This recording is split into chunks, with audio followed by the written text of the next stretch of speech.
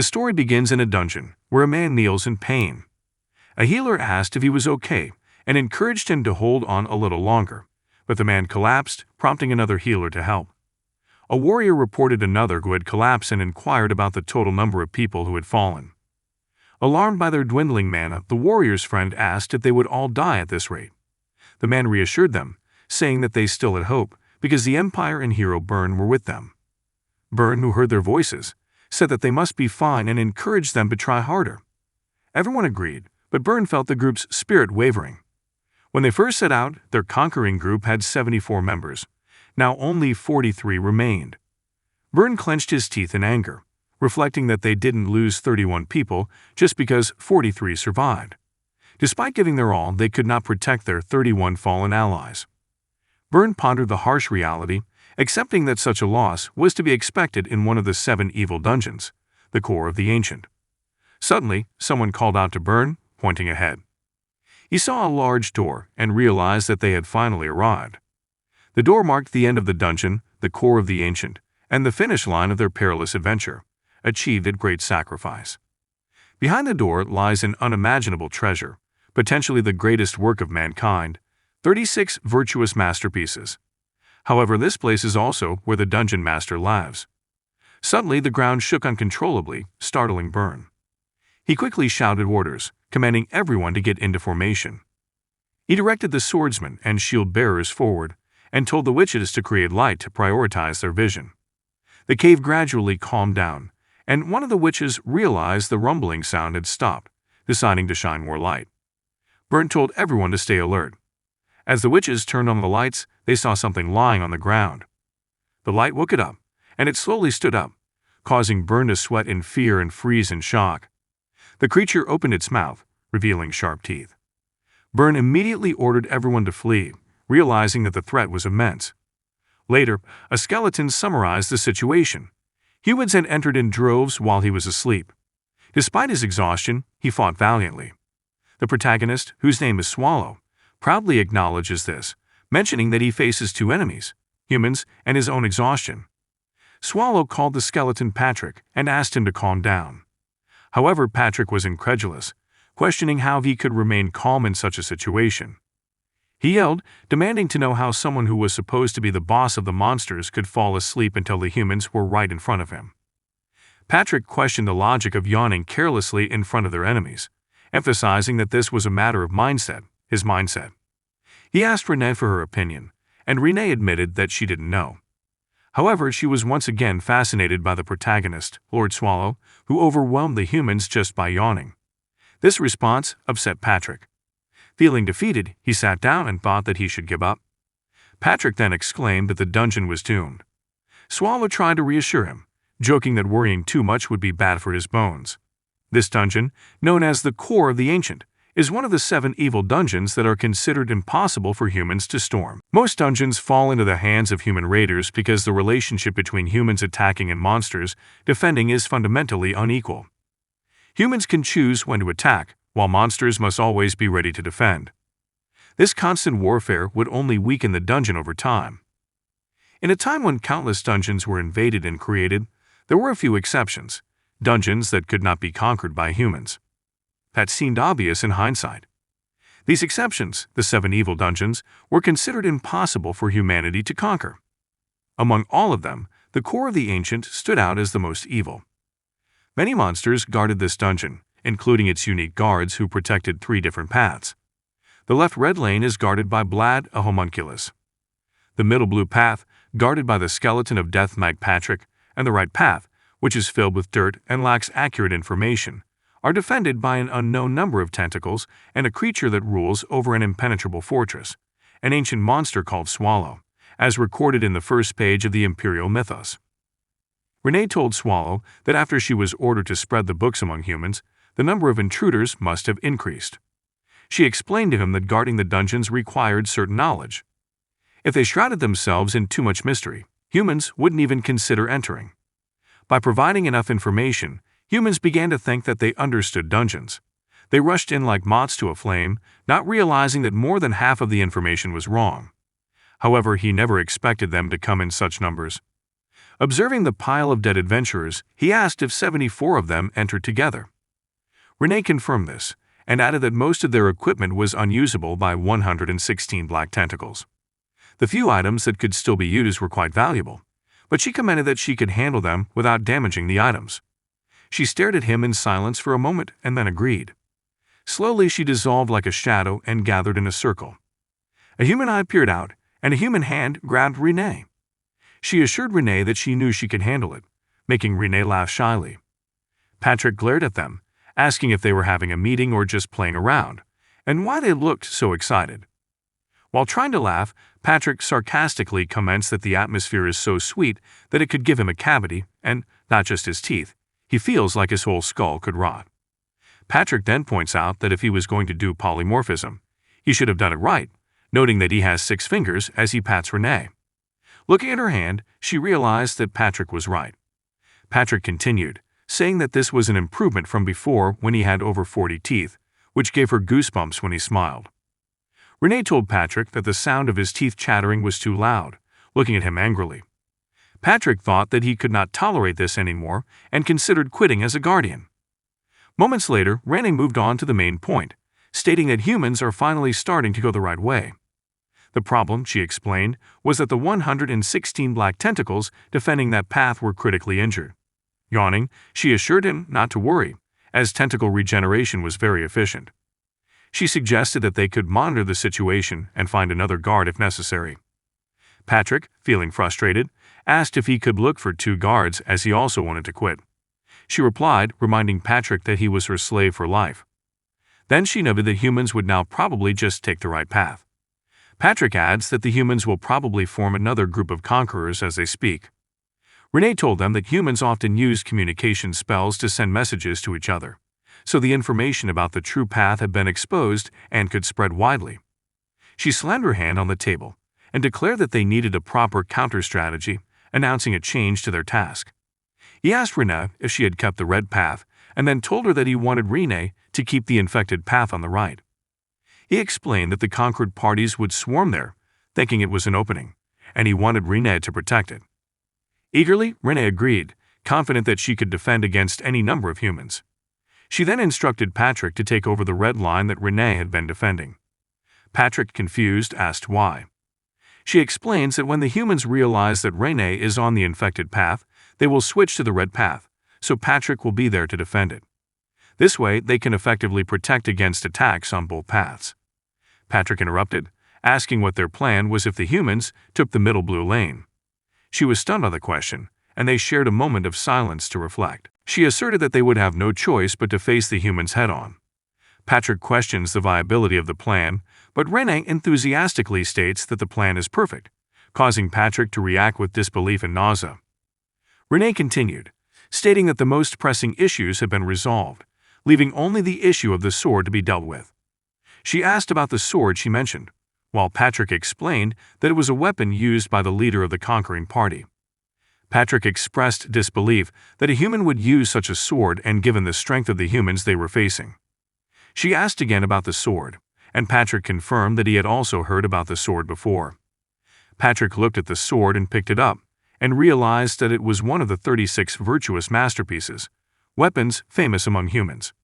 Some of them were not really weapons, but he identified this one as the 14th, named Tanabella. He remembered that this was one of the 36 Master Chef collections, or something similar, and he speculated that there might be more tucked away somewhere. Patrick emphasized that it was a masterpiece, and added that the knife Renee was holding was also one of the 36 masterpieces. He commented that the humans brought an impressive weapon this time. Patrick asked what they should do with the weapon, suggesting that giving it to the monster near the entrance would risk it being reclaimed by the humans. He argued that he should keep it to prevent such a scenario. He questioned if he didn't use the sword himself and could use the sword. Patrick was surprised by the suggestion and asked if she really meant it, and she confirmed her decision. Patrick laughed nervously and admitted that he had no other choice as it was his order. She described the core of the Ancient as a place with formidable homunculus servants, death knights emitting an aura of death, and a lair of giant ancient monsters. She then told Patrick that, since she had entrusted him with the sword, he should tear up the letter of resignation hidden in his rebs. Renee remains focused on Swallow, who is likened to a sunflower, while Patrick is portrayed as the conscience of the dungeon, who is adept at challenging his superiors. Swallow, depicted as an ancient monster, is the embodiment of laziness incarnate. When Renee asked about what to do with the rest of the loot, Swallow suggested their usual approach: utilize what they could and use everything else as bait for future intruders. Renee agreed sweetly and assured him that she would handle the distribution carefully. Patrick said that he would also do his job meticulously this time, and Swallow nodded in agreement. He mentioned the monster's specific lack of need for magic items and suggested selling mana stones instead, hoping to make a profit. He considered it for a moment and surprised them by suggesting to visit the human village, while standing up abruptly. They reacted with surprise, prompting Patrick to question their reaction and suggest Renee to go. Renee strongly agrees with Patrick's suggestion. He asked why they were hesitating, and Patrick explained his previous clumsy attempt to transform into a human, where his tail was visible. Swallow glared at Patrick angrily but acquiesced, and ordered Renee to bring back lots of delicious food. Later, Renee exited the dungeon, commenting on the pleasant weather before informing Swallow of her departure. Arriving at the shop, Renee apologizes to the man because he refused to buy things from her. She demanded to know the reason, her anger evident. The man reached under his desk and handed her a B-rank mana stone, explaining that ordinary people take 10 years to save up to get one, but the stone he was carrying was bigger. Such stones could only be used by those at the level of Imperial Palace mages or high-level mages in the Magic Tower. Perhaps a jeweler in the capital, under an agreement with the Imperial family or the Magic Tower, could handle it. Realizing that the capital was too far away and he would have to visit the Magic Tower, he reluctantly picked up his bag. Despite her reluctance to visit the Magic Tower, she decided to do it for Swallow's sake. While heading for the door, she informed the man of her departure. The man said goodbye, but then realized that he left behind one crystal. Before leaving, he left a tip for the man and affectionately referred to him as human in gratitude for his information. The man found it strange, considering he himself was human. Upon reaching the Magic Tower wing, someone asked if he had come to sell mana stones and advised him to consult the guild master. She agreed, and the man offered to guide her to the office. As they walked, she observed the structure of the tower, noticing its resemblance to a dungeon, with the head of the tower being at the top. Greeted by a woman named Gromitz Amr, the leader of the Magic Tower wing, he thanked her for her visit. When Amr asked her identity, impressed by her mana, the woman introduced herself as Ren. Amr originally intended to ignore her because of her young age, but after learning that she was carrying a collection of mana stones, the guard showed familiarity with the reputation of the Magic Tower wing. If Renee was aware of her status, they believed that she had high-level mana stones that met their standards. While pouring the stones onto the table, Renee invited Amr to inspect them for himself. Amr was pleasantly surprised to find that the stones were A-rank mana stones of exceptional quality. As he picked up one stone, he realized that they were stones of the highest of quality, far beyond what a child should have. Out of curiosity, Amr questioned Renee about where she got the stones from. Observing Renee's silver hair, Amr remembered that one of the 8 great houses of the empire had a family with silver hair. He speculated whether Renee might be the daughter of that house who had escaped, secretly carrying the stones. Amr could not understand how a young girl like Renee could possess mana stones of such high quality. Despite his suspicions, Amr recognized Renee's royal status and the complexity of the world. He apologized for his rudeness at the beginning and admitted that he did not expect the stones to be of such high quality. The Magic Tower wing expressed their desire to purchase all the stones. The Amr then proposed a price of 50 ounces of gold for each stone, with a special offer of 80 ounces for a particularly exceptional stone. Renee recalled the man's earlier comment about how long it would take an ordinary person to save up to acquire the stones 10 years, earning about 10 ounces of gold per year, which equaled 100 ounces in total. He firmly replied to Amr that joking about the amount would be his undoing. Amr apologized again, realizing that Renee had more information than he thought. Amr revealed the fact that, even if they gathered all their resources, the Magic Tower wing would not be able to afford all the stones. He instructed the Amr to buy as many mana stones as they could, leaving the Amr speechless and sweating. After a moment of silence, the Amr calculated that it would cost 2,000 ounces of gold, the entire amount available. Renee then proposed adding valuable items to the bidding in exchange for getting all the mana stones. She emphasized the importance of making sure the items were easy to sell. Amr assured her not to worry, emphasizing the quality and marketability of the items they could offer. Asking her to follow, the Amr took Renee to a normally restricted area, the storage tower. Ajwa explained that they made an exception for Renee, granting access to showcase their treasures. Inside, Amr first showed a tiara adorned with a 4-carat diamond, while pointing out the small mana stones embedded in its center, which enhanced its usefulness to witches. Next, she showed a lively black pearl, explaining that it would emit a crying sound if the wearer came close to poison. The mention of alchemy surprised Renee as she examined the ring, giving it a suspicious look, which confused the Amr. Renee questions whether the ring is not to her taste, explaining her discomfort with alchemy as it lacks cleanliness, which many people find disgusting. Amr then offered a heart-shaped stone known as the Red Love Stone, claiming that it had the reputed ability to turn one's love into reality. Renee was shocked by this concept and found it hard to believe that such a gem existed. The Amr explained that by infusing mana into the gem in front of someone they liked, it was said to create a lasting bond of love between them. Intrigued, Renee asked if she could use it on anyone, and Amr solemnly swore in the name of the magic tower that she could. Amr then asked Renee if the jewel was to her taste. With a slight blush, Renee admitted that the gem was indeed the right gem. Amr chuckled while holding a heart-shaped stone, which confused Renee. He explained that although he couldn't speak for the other items, this one gem was very precious. It had the power to captivate the heart of even an emperor, making it priceless. Disappointed, Renee gritted her teeth in frustration. Unexpectedly, Renee offered something to the Amr, which surprised him. He questions how Renee still has it. Renee boldly proposed to trade all the mana stones she had brought earlier, along with a weapon, in exchange for the jewel. Amr was surprised by the proposal. Then, someone called Amr Guild Master, which made him panic. He was asked if he had indeed given the crystal away. Amr turned to Renee to ask for clarification. The person explained the importance of the object, expressing his concern that the young noble would be threatened without it. Renee casually replied, asking what the problem was. She asserted that she had personally exchanged for the item she wanted, emphasizing its value despite its high price. In one of the notorious 7 dungeons, Chait Castle, an extremely strong woman expresses her frustration at finally dying and starts cutting someone's hair. Renee entered the scene unexpectedly and apologized for not notifying earlier, acknowledging her indebtedness to the woman for her constant help. The woman warmly replied that neighbors should always support each other.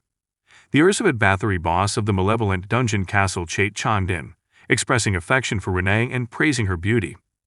Bathory sweetly says that Renee will look beautiful no matter what she does, making Renee feel embarrassed. Renee assured the man who tried to protest her that there would be no problem, as the poor girl who was hit by the curse and the person she cared about would perish after the curse was lifted, leaving no evidence behind. Although Renee didn't know who these people were, she felt sorry for them. Bathory put the comb on the table, expressing her jealousy of the ageless homunculi. Renee shyly says that Bathory herself looks youthful with pale skin. Bathory chuckled, attributing her appearance to various beauty products and blood consumption. While standing up slowly, Renee asked Bathory what she thought of her current appearance. Bathory complimented her, stating that Renee was the most beautiful girl she had seen recently, and was confident that no one could resist her in such a condition. Renee laughed shyly at the compliment. Curiously, Bathory asked who Renee was dressing up for and speculated if it was to declare love. Renee seductively took out a heart-shaped stone, jokingly said confess, and firmly confirmed that she was indeed planning to declare her feelings. Bathory was shocked and surprised by the revelation. Renee quickly assured Bathory that she was just joking about the confession and asked him who he thought the person was. Renee calmly stated that she intended to confess her feelings to Lord Swallow. Bathory paused for a moment, visibly sweating, and accused Renee of making a nonsensical joke with a flat face, questioning whether it was because she was a homunculus. Renee insisted that it was no joke. She was serious about her feelings for Swallow. Alarmed, Bathory asked what Renee found attractive about Swallow, and struggled to think of an attractive quality in her. Renee passionately enumerated the reasons why she admired Swallow, starting with her strength. Bathory reluctantly admits that Swallow may be the strongest creature in the world, but her laziness negates most of that power. Undaunted, Renee admits Swallow's flaws: her laziness, her large body, her voracious appetite, her all-day sleeping habit, her snoring habit, her tactlessness, and her weight gain. Bathory exclaimed in disbelief, uttered "Oh my," and asked if Renee really liked Swallow despite all her flaws. Renee immediately replied with an emphatic yes, affirming her sincere affection for him. In the imperial capital of Liaz, at the Dungeon Conquest Coalition, a tense atmosphere prevailed as news spread of the possible annihilation of hero Burn Hishtaltz's conquest party. A man made a speech at the meeting, stating their belief that Burn's party had met its end. This sparked outrage from someone in the crowd, who angrily dismissed the claim as nonsense, as they were told that the party had easily defeated the dungeon guards. Another voice challenged the certainty, pointing out that without the discovery of the corpse, they could not be sure of anything, firmly stating that Burn would never give up on ordinary monsters.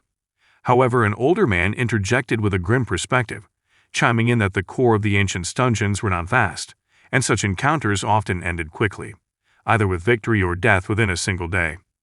With no word from Burn for 2 days, the possibility of his death seemed increasingly certain.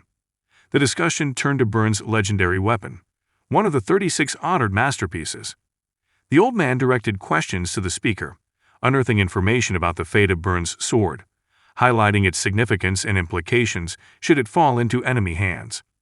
The room fell silent, the gravity of the situation settling among those gathered, as they pondered the fate of Burn's hero Hishtaltz and the dangerous mystery that shrouded his legendary weapon. The man sullenly explained that once they reached the heart of the ancient dungeon, all communication magic was cut off, making it impossible to retrieve Burn's 14th masterpiece of virtue, Tannabella, unless they returned to the area. The old man nodded in understanding, absorbing the grim reality of the situation. The other people in the room found it difficult to accept. One of them suggested rushing back to the dungeon to retrieve the missing artifacts, but the other was opposed, warning against sacrificing any more in the dungeon that had defeated the Burn team. He argued that it was wiser to abandon the attempt now. However, dissenting voices emerged among them, refusing to give up. They speculated that if Burn faced that dungeon boss monster, he would most likely inflict significant damage. After all, Burn was their hero. Others proposed that the monsters might regroup and the dungeon itself would be reorganized afterwards. A consensus began to form among the group. One person proposed consolidating their strength to make a decisive attack. He argued that it was their duty to gather forces and confront the dungeon while the opportunity arose. The room buzzed with tense deliberation, emotions running high as they weighed the risks and potential rewards of returning to the core of the ancient dungeon. The fate of Burn Hishtaltz and the retrieval of Tannabella hung in the balance, amidst the determination to reclaim the honor and artifacts lost in the depths of the evil dungeon.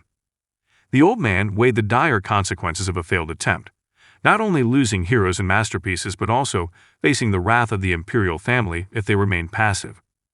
He pondered the possibility that Burn's team might not deal any meaningful damage to the ancient boss monster, rendering future attempts futile. The somber silence in the room reflected the weight of this realization. Suddenly, a newcomer entered, challenging the prevailing pessimism. He expressed his belief that conquering the dungeon was doable. Surprised, the old man questioned the presence of the Imperial Magic Research Association, to which the leader with the third eye responded sharply. He reminded the old man of whose authority they served, implying that they should not be questioned lightly. The atmosphere became tense as the implications sunk in. The old man understood the implications of defying such authority, especially in the face of potential failure. He reluctantly acknowledged the precariousness of the situation and the power dynamics at play. The room was full of murmurs as the debate over strategy and responsibility continued. Each voice carried the weight of their loyalty to the Empire and the urgency of their mission. Amidst the uncertainty and worry, the resolve to face the dungeon remained, despite being overwhelmed by the daunting risks and the shadow of recent defeat. The old man seethed inwardly as he realized that the Imperial family had already intervened. The leader of the Imperial Magic Research Association paced around the room, cursing their failure and the consequences of their actions. He lamented the loss of the hero and his precious masterpiece, giving the assembled group a sense of disbelief and fear. Silence fell as everyone absorbed the gravity of his words, sweating with trepidation.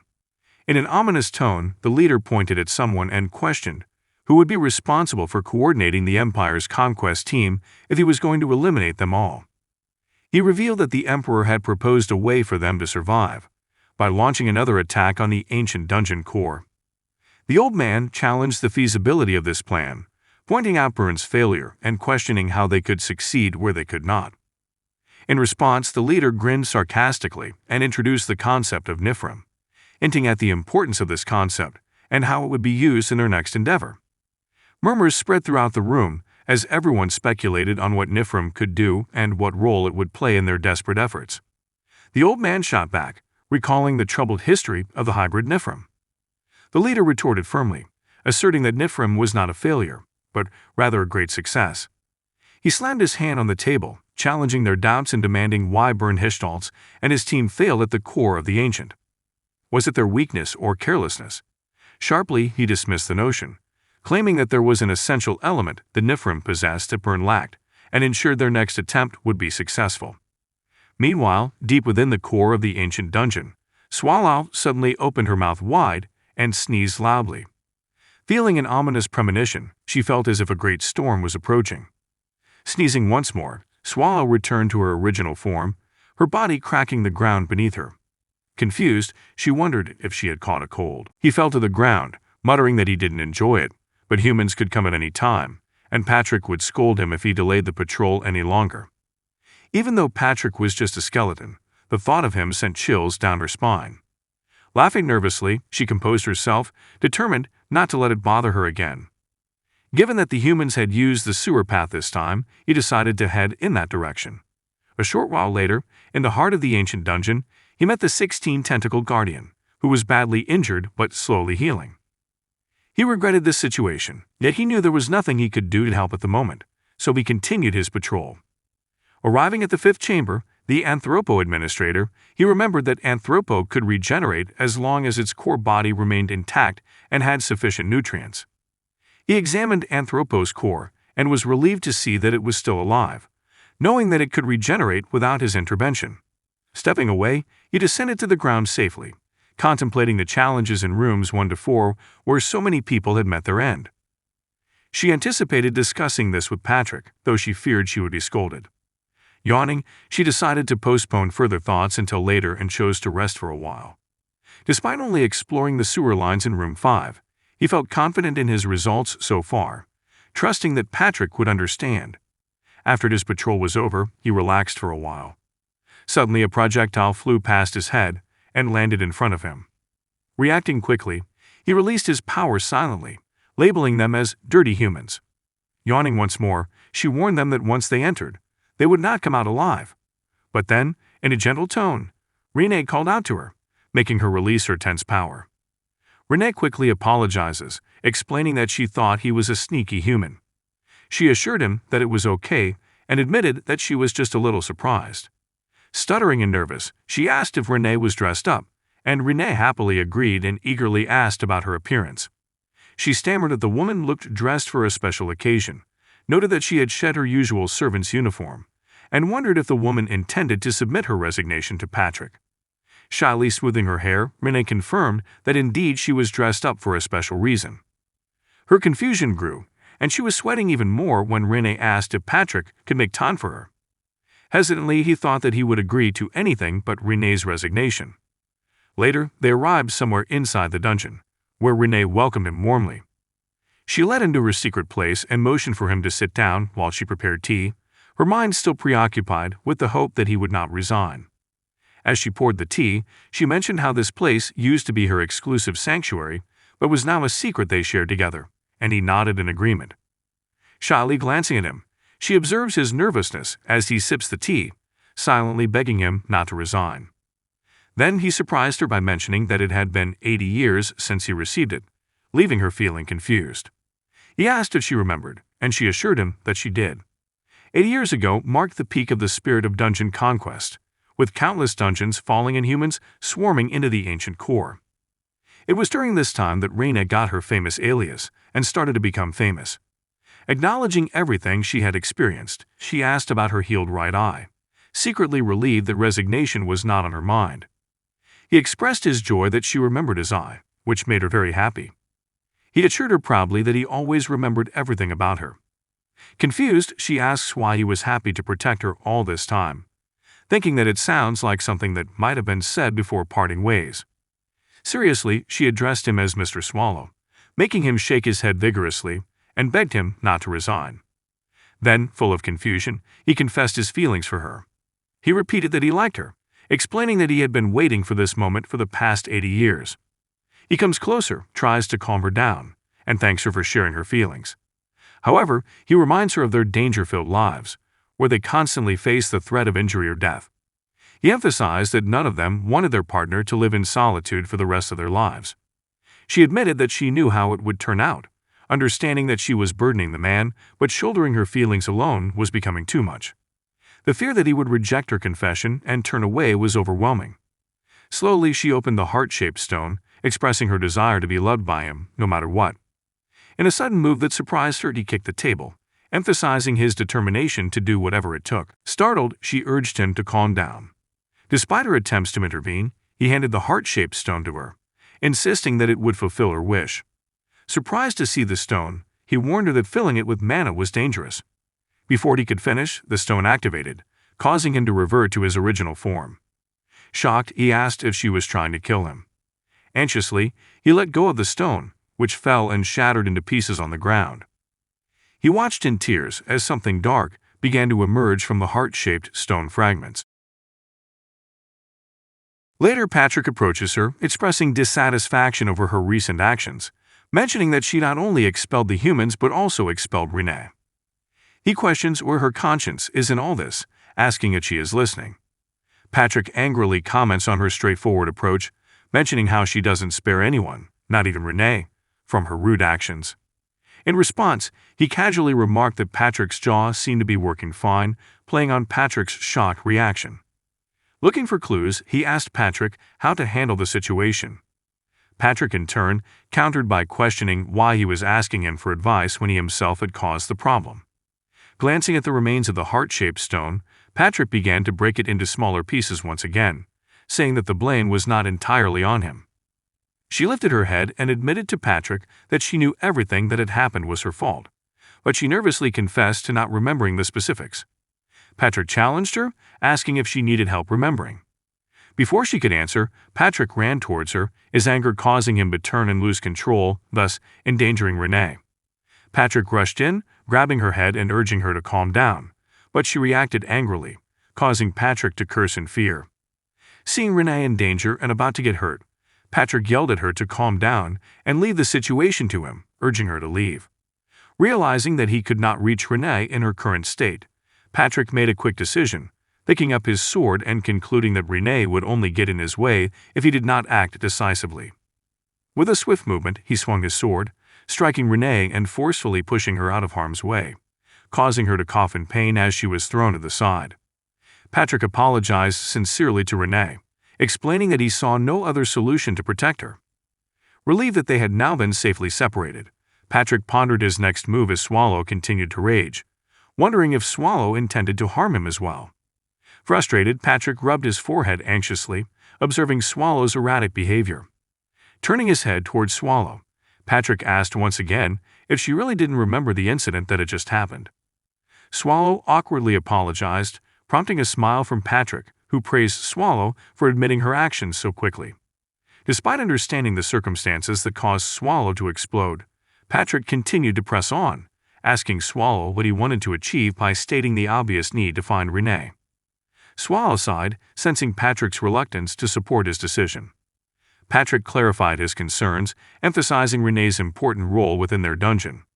He enumerated Renee's responsibilities: organizing the delivery of foodstuffs, supervising the monster's diet, keeping the dungeon clean, resetting traps, handling complaints, and providing consultations. Patrick emphasized that Renee was indispensable, highlighting her contributions that went beyond mere duties. Swallow nodded in agreement, recognizing Renee's importance. He acknowledged his dependence on Renee and assured Patrick that he would find Renee quickly. Patrick, though apprehensive, recognized Swallow's determination to find Renee, hoping for a resolution to their current predicament. Patrick confirmed to Swallow the important role Renee played in the dungeon, handling everything from loot conversion to financial records and overall management. Swallow absorbed the weight of Patrick's words, admitting his surprise at realizing how important Renee was. Patrick emphasized the importance of finding Renee before it was too late, urging Swallow to do whatever was necessary to bring her back, even if it meant humbling himself. Resignedly, Swallow agreed to Patrick's directive. Patrick then gave Swallow a bracelet called Dora, and explained that it could help stabilize mana.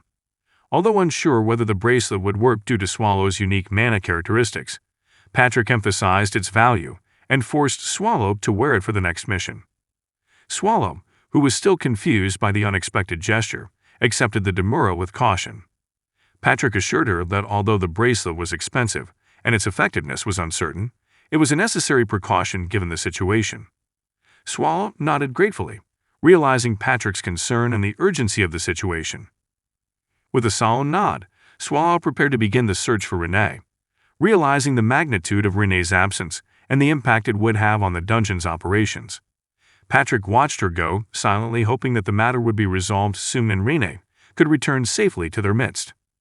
Swallow examines the bracelet demurrer, noting its potential to stabilize her erratic polymorphic state and restore her usual 6 fingers. She commented to Patrick on the bracelet's readiness, hinting that Patrick seemed very confident of its usefulness. Out of curiosity, Swallow questioned where Patrick had found the precious object. Patrick casually mentioned that he found it in the trash, and asked Swallow not to abuse the artifact. Wearing demurrer, Swallow assured Patrick that he would handle it responsibly, though Patrick begged Swallow not to take any chances. As he left, Swallow instructed Patrick to organize things in his absence, and promised to return soon. Patrick, visibly agitated, reminded Swallow sternly that she could not treat this as a leisurely trip. They had a deadline of 5 days before the humans returned. Swallow paused, questioning whether Patrick expected her to return before the conquest party arrived. Patrick confirmed her expectations, emphasizing the importance of Swallow's mission. Swallow nodded, recognizing the importance of the schedule and the consequences if they failed to meet it. With a final nod to Patrick, Swallow began her quest to find Renee, carrying the weight of Patrick's expectations and the uncertain future of their dungeon. Patrick stressed to Swallow the importance of defending themselves from intruders in his absence, and emphasized the potential consequences if humans encroached on their territory. Swallow assured Patrick that he would secure their territory for the next 5 days, and promised to return with Renee soon. Patrick added a note of caution. If Swallow approached the human settlement, she should avoid drawing undue attention to their dungeon monsters. Swallow accepted the advice, casually mentioning his contingency plan to create chaos and retreat if necessary, thus prompting Patrick to stop trying to appear nonchalant. After pondering for a while, Patrick sighed, realizing that the situation was more complicated than expected. He recounted Renee's recent death-dealing experience involving the decapitating fang and the demon-holding mana stone, which had almost led to a fatal encounter with their angry boss. Swallow absorbed Patrick's concerns, understanding the delicate balance of power within their world. He'd assured Patrick once again of his intention to manage the situation responsibly and retrieve Renee quickly. With a nod of mutual understanding, Swallow departed, recognizing the dual challenge of protecting their territory and reuniting with Renee under Patrick's watch. Patrick foresaw a potential disaster if the Swallow learned of the impending dungeon attack, fearing that it could lead to very bad consequences for humanity. Despite his worries, Patrick harbors a faint hope that humanity is not yet on the brink of extinction.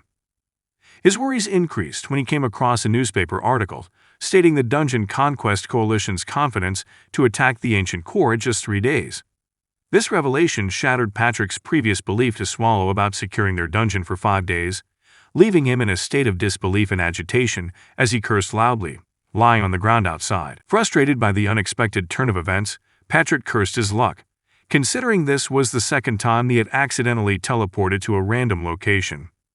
He recalled Swallow's warning about turbulent mana and hesitated for a moment before deciding to try teleportation magic once again. Concentrating on the coordinates, she envisioned the place where Renee might have gone to sell the mana stone, the town of Harston. Determined, Swallow activated her magic, focusing on reaching Harston. Despite the risks and uncertainties, she knew that time was of the essence to retrieve Renee and overcome the threat that threatened their dungeon. In the depths of the formidable dungeon, the dungeon boss taunts the humans who dare to challenge him, declaring that their imminent deaths are a tremendous gift from his hands. Undeterred by his threats, a man among the adventurers found amusement in his arrogance, praising him as a demon who held himself in high esteem. He introduced their group as the Dawn Tiger Mercenaries, ranked 32nd in the Empire, an elite force known for their prowess in conquering dungeons. In a defiant tone, he warned her to remember their name, as their fame would soon resonate across the continent, and his regal throne would be within their reach as they aimed to dethrone him. Angered by their audacity, the dungeon boss, Mels de Lympha Agria, a descendant of the demon King Asmodeus, branded them as insolent fools and ordered them to meet their end. Undaunted, the man retaliated with determination, promising to return his words with action. Without hesitation he came forward, determined to defy her death proclamation and assert their dominance in the dangerous depths of the dungeon. The dungeon boss quickly parried their initial attack with his weapon, easily rolling it to block arrows and swords. His enemies quickly realized that their conventional tactics were ineffective. The party witch realized the need for support and began casting spells, prompting the boss to mock them as insignificant humans who dared to challenge her.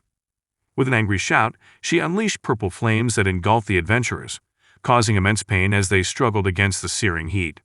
One of the men, who watched his comrades burn, reacted with disbelief but quickly rose to his feet, leaping into action. He deflected the attack with a well-timed sword strike, shattering the tiles to protect his allies. To their astonishment, the boss released ice particles, a new spell that had been prepared. The man picked up a floating tile and threw it back at her defiantly, questioning whether she believed he would surrender so easily. As he retaliated with ice, she dodged and countered with a daring leap, closing in to deliver the decisive blow.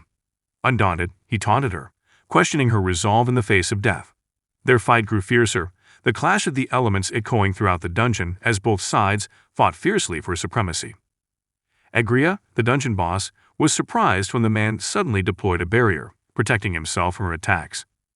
She didn't know when the man had put it up, especially since she was sure she had neutralized the witch before. To her surprise, she caught a glimpse of the witch, badly injured but still trying to help their leader. Angrily, Agria concentrated her power into her hands, dismissing the witches as insects. She thrust her hand forward, aiming directly at the man, but the moment it hit the tiles, it shattered unexpectedly. The ensuing explosion sent both Agria and the man flying backwards, dazed by the unexpected turn of events. As Agria struggled to regain her balance, the man's colleagues rushed to his side, anxiously checking on his condition. Despite the blast, he assured them that he was fine and asked about the new arrival, as he had never anticipated another conquering party joining the fight. Agria, who was still reeling from the explosion, wondered if this signaled that the conquering party had become stronger. If they had the ability to break through the Demon King's castle, he realized their situation had become dangerous. Agria observed the figure before him, trying to figure out their identity and intentions. Suddenly the person greeted them with "Hey," which caught Swallow and the man off guard. Swallow quickly asked if they knew Harston's whereabouts, but only got confused looks from Agria and the man in response. In frustration, Agria and the man demanded to know if Swallow had barged in just to ask such a trivial question. The man warned Swallow to stay away from the Demon King, implying Agria's all-powerful status. Swallow, confused by their reaction, questioned who exactly they meant by Demon King. Agria exploded in anger, ignoring Swallow's presence and challenging them to send as many humans as they wanted. It would never be enough to defeat him. Swallow pondered whether Agria himself was a Demon King, noticing his demeanor was unlike any other Demon King she had ever met, perhaps indicating a generational difference. As Agria continued to berate them as lowly scum, vowing revenge for the intrusion on his territory, the man retorted that they would show him the consequences of underestimating them. Ready to defend themselves from Agria's wrath, Swallow and his allies prepared for the impending confrontation, unsure of the outcome but determined to meet the challenge head-on.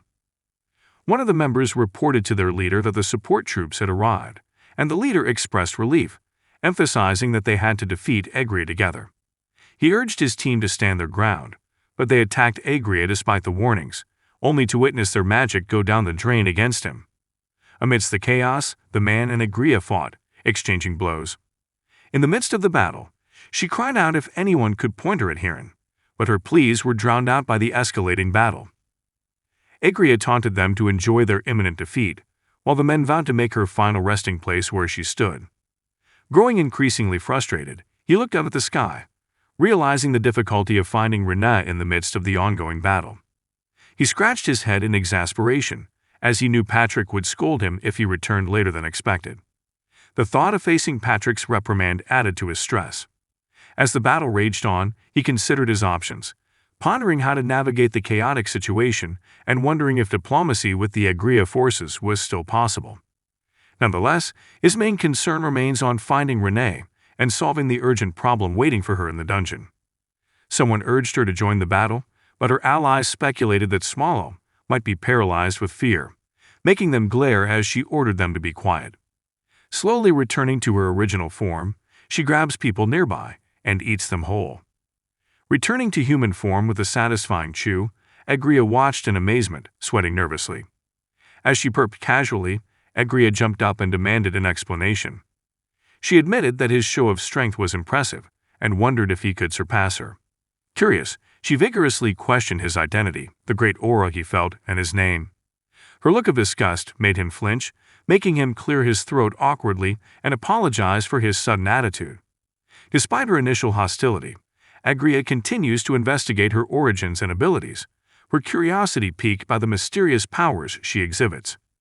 He awaits her answers, hoping to unravel Swallow's enigma and perhaps forge an alliance or understand the extent of her threat. Meanwhile, Swallow contemplates her next move, realizing the difficult balance between revealing too much and maintaining her advantage in this unexpected encounter. She proudly proclaimed herself as Mel's Lympha Grey, the 17th descendant of the Honorable Asmodeus and the infamous Demon King. Out of curiosity, she asked about his identity, prompting him to consider the risk of revealing too much information. Reluctantly, she decided to give him a pseudonym, Swaldo Roundear, which conjured up mental images of a charming country lad with a disarming smile. Although he had his doubts about the quality of the name, it was the best he could think of at the time. He enthusiastically asked if he could shorten it to Lord Swall, to which she agreed with a shrug. Expressing gratitude for his timely intervention, she commented that his approach seemed a bit over the top, though she still appreciated his gesture. She nodded casually, careful not to reveal anything that could compromise her secret or endanger her friends. As they chatted, Agria continued to probe him gently, wanting to know more about him and his abilities. Swallow, cautious yet intrigued by his demeanor, observed him closely. She realized the potential benefits of maintaining a good relationship with a demon king, especially one as powerful and respected as Agria. However, she remained wary, realizing the balance between developing an alliance and maintaining her true identity and intentions. Their exchange continued, each carefully assessing the other's motives while navigating the complexities of their new acquaintance amidst uncertain circumstances. He chuckled and told her to stop talking, which made her frown in response. He admitted reluctantly that without her help, they probably wouldn't have landed a single blow on her, acknowledging her role in their battle, though he insisted that she didn't need saving. Wanting to return the favor, she offered her help and asked what he needed from her. Swallow enthusiastically replied with a request. Did she know the way to Harston? Agria pretended to know, making Swallow happy as she assumed Agria had the knowledge she sought. She felt validated in her decision to eliminate the humans instead of confronting them directly. However, Agria's next question shattered his optimism in an instant. Eagerly, she asked what Harston was, catching him off guard. Her smile vanished as she processed the fact that not only did Agria not know the way to Harston, but she also had no concept of what Harston was. She questioned her decision, wondering if she had accidentally asked a person who was completely unaware of Harston's existence. He sighed, feeling defeated, but still forced himself and asked Agria where the nearest human village was from their current location. Confidently, Agria replied that the nearest town was called Liaz. Swallow was stunned to hear that, realizing that it was the imperial capital of Liaz, and remembering that it usually took 2 months for 2 months using a human train to travel from Harston to Liaz. He slumped to the ground in dismay, prompting Agria to inquire about his sudden change in demeanor and whether something was bothering him. He admitted that he had miscalculated. Agria assured him that she understood that he wanted to go somewhere far away and offered to help by using the teleportation center. Confused, Swallow asked what a teleportation center was.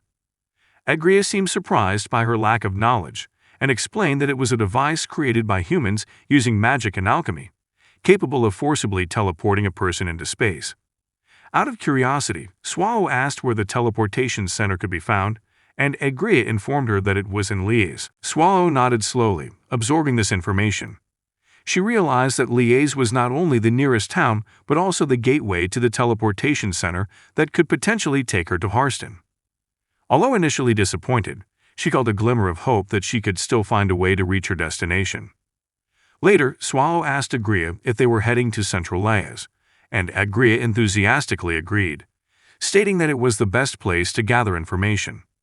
Swallow admitted that although he doubted he would find Renee there, gathering information was essential as he was unsure if Renee had gone to Harston. Agria then asked if he was looking for a woman with silver hair, to which Swallow reluctantly agreed. Reassuring her, Agria promised to help find the woman. Swallow, curious about Agria's status as the ruler of the Demon King and his castle, asked further. Agria replied with a shy smile, asking if she was worried about him. He assured her that as the Demon King, his birthright was to rule with supreme authority, and the physical castle was not important. Wherever he stood became demon territory, and his fellow demons were his loyal soldiers. Swallow listened attentively, absorbing the new perspective on Agria's identity and fiefdom. Despite his formidable stature and role, she found herself drawn to his sincerity and dedication to his position. She knew that with Agria's help, exploring Middle Liaz and potentially finding clues to Renee's whereabouts could pay off, despite the challenges they faced in the bustling city.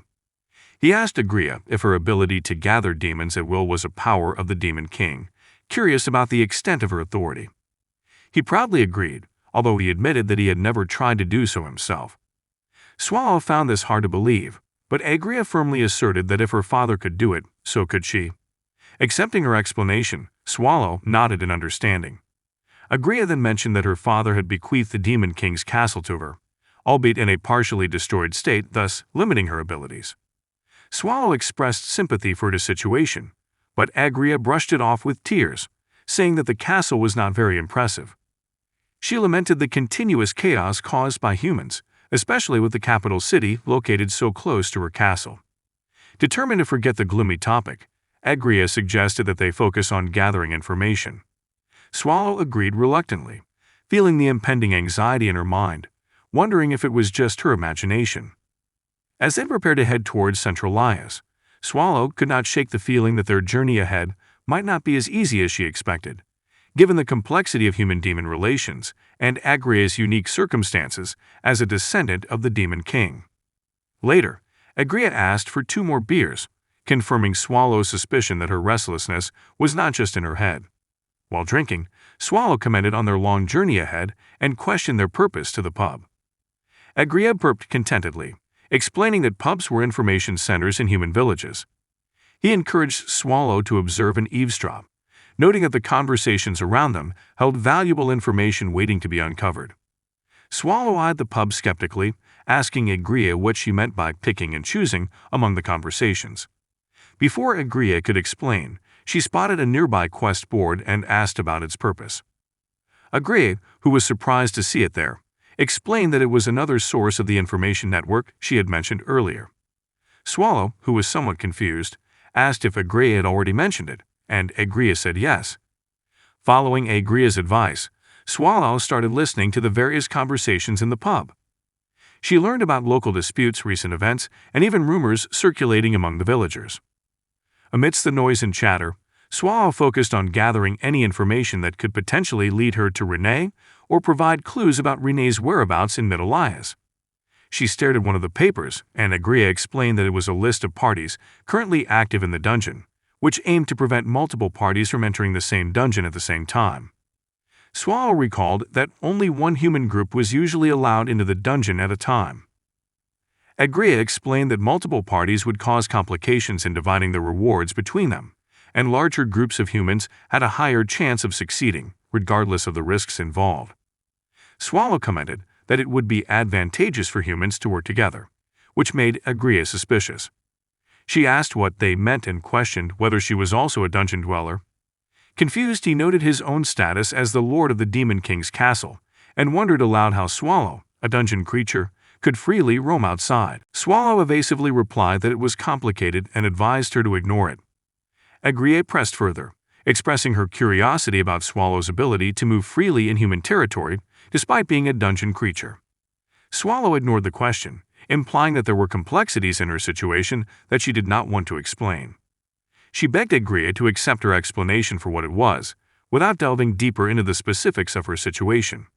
She noticed something on the board and saw a paper that mentioned her dungeon. He examined it carefully and was relieved to find that his conquest list was blank, thinking that there was still time. However, his relief turned into surprise, making Agriet curious. She urged him not to keep it to himself and showed it to her, teasingly asking if he was trying to show off his height. She took the paper and showed it to him, revealing that it was an advertisement for the raid of the 7 evil dungeons, Core of the Ancient. Agriet instantly recognized the name and confirmed that she knew about it. He described it as a dungeon that combined the powers of many others, making even humans recognize its power. Swallow interrupted, asking if such a raid was allowed. Agriet hesitated, pondering the implications of raiding such a powerful dungeon. She explained that although the dungeon was powerful, raiding it was a risky endeavor even for experienced adventurers. Swallow nodded thoughtfully, realizing the seriousness of this situation. He wondered aloud about the potential consequences if humans managed to conquer the ancient core. Agriet agreed that it would be disastrous, as that dungeon was the cornerstone of their world's stability. He warned Swallow that such an attack could lead to disastrous consequences, not only for the dungeon but also for all beings.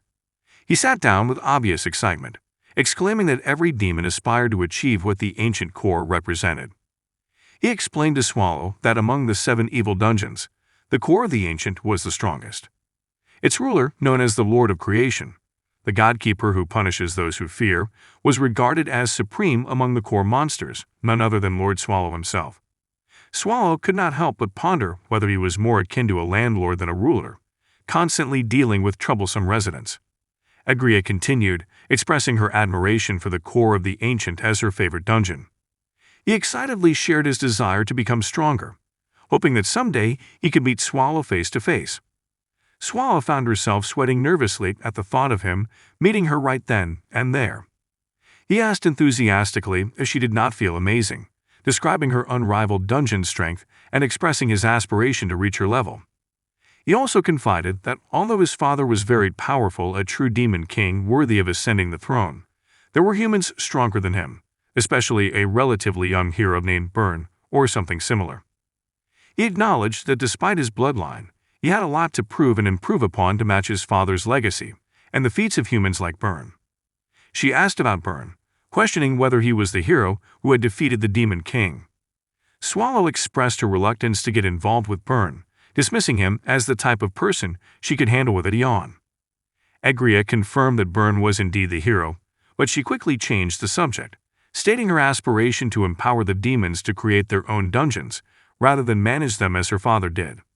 He excitedly asked Swallow how he felt about his aspirations and whether he found them admirable. Swallow smiled at the young man's enthusiasm and agreed that his ambition was admirable. He reflected on his past, a time when he too was full of passion and ambition.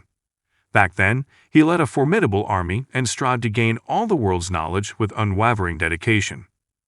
He remembered how he had been emotionally involved with humans, whom he had once considered pitiful, and had devoted everything to them. However, as time passed, he realized the futility of his efforts. There was a time when he believed in the importance of his pursuits, only to find that they were ultimately empty. Now facing Agriet's zeal to evolve and change, he could not help but feel a pang of nostalgia for his own youthful impulses. Now committed to her life goal of sleeping through the day, Swallow found herself puzzled when Agriet suddenly rested her head on the table and fell asleep. She questioned him with some confusion, asking if he was really asleep. Meanwhile, nearby, she overheard a conversation between 2 men discussing a conquest request that had just come in and had been forgotten until now. One man reprimanded his friend for neglecting to send the request immediately, wondering how he could have displayed yesterday's news. The other man, unfazed, placed the paper on the board, inviting everyone to witness it live. A joke followed about the potential consequences of the delayed update, with talk of fines if caught by Imperial inspectors. The negligent friend assured that he would rectify the situation soon. While this was going on, Swallow, who was still holding Egria and talking to the waiter about room arrangements, continued to listen to the banter around her. The atmosphere was bustling with the usual yet lively chatter of the pubgoers, unaware of the strange duo in their midst or the gravity of their conversation about the fate of the dungeon and the hero. The group realized that the mission on the board was titled 7 Evil Dungeons, Core of the Ancient, located in an underground limestone cave within the Greya Forest near Harston, west of the Empire. The sign emphasizes that only adventurers recognized for their ability to conquer official Imperial S-rank dungeons or equivalent are eligible to enter, and warns of the extreme dangers within. The mission detailed the 4 conquest party of Fimor du Ballet, led by conquest party leader Nifrim, consisting of 31 members, with a conquest deadline set within 72 hours.